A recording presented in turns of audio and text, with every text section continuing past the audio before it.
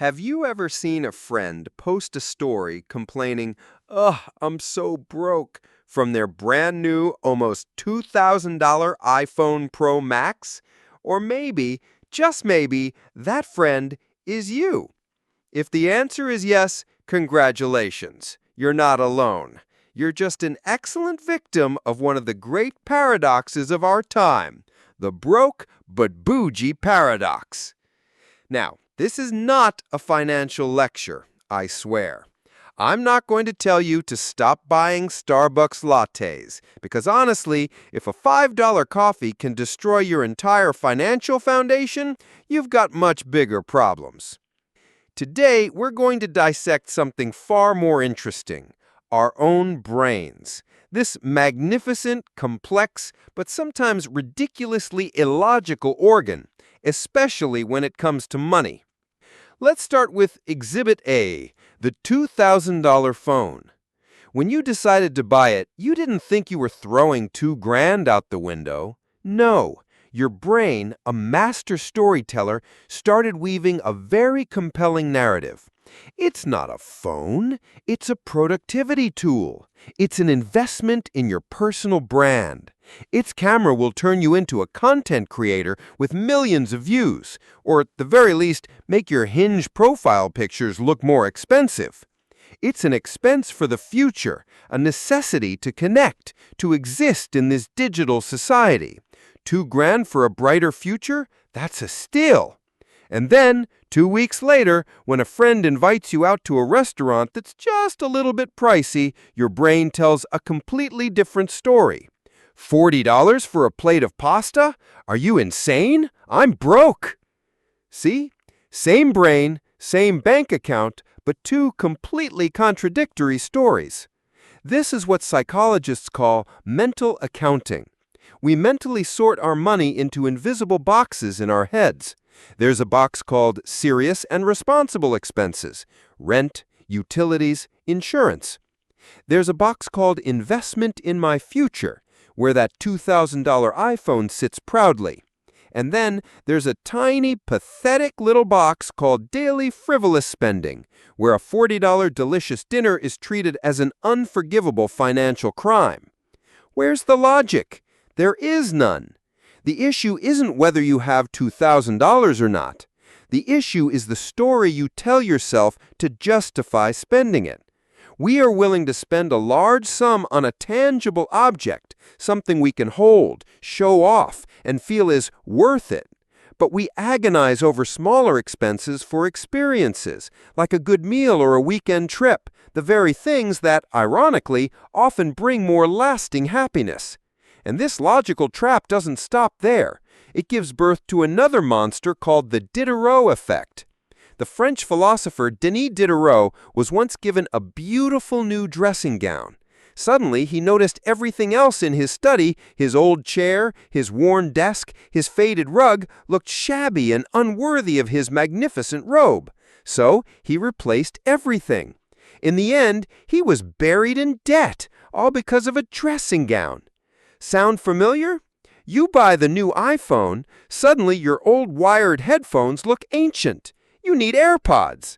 Then you realize your $10 Target case looks cheap next to such a premium piece of tech. You need the $60 genuine leather case. Then you realize, to unlock the full potential of the Apple ecosystem, you need an Apple Watch, and then a MacBook. Boom! From one decision to buy a phone, you've accidentally subscribed to the upgrade my entire life package without even knowing it.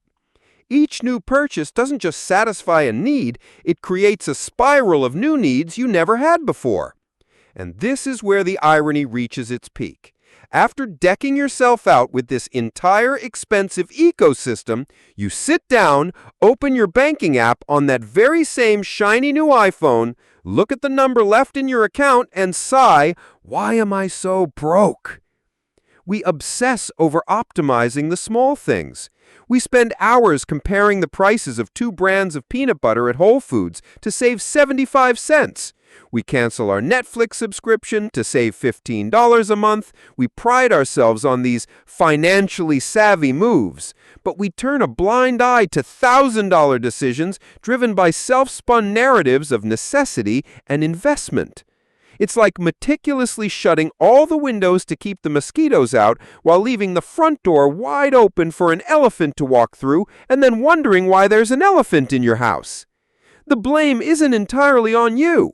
We live in a consumer culture perfectly engineered to exploit these logical flaws. Ads don't sell products, they sell a better version of you. Instagram isn't a social network, it's a giant curated catalog of the life you're supposed to have. Peer pressure, the fear of missing out, or FOMO, and the desire to belong are incredibly powerful forces. Buying the latest product isn't just a commercial transaction, it's an act of social validation, a way to feel like you're still in the loop. It's an admission ticket to the club of the cool and relevant. So we get stuck in a vicious cycle of work hard to make money, then spend that money on things we convince ourselves are necessary, which then makes us feel pressured to make more money. We complain about being broke not because we have no money. We complain because the gap between the lifestyle we desire, a lifestyle that's marketed to us 24/7, and our financial reality is widening. That broke feeling is actually emotional exhaustion, the fatigue from constantly having to tell ourselves stories. I don't have a magic solution here. I'm not going to say embrace minimalism and move into a yurt in the forest. But maybe the next time you're about to make a big financial decision, just pause for a second. Look that logical monster inside you straight in the eye and ask it a simple question. Hey, what's the story you're telling me right now? Recognizing the story is the first step.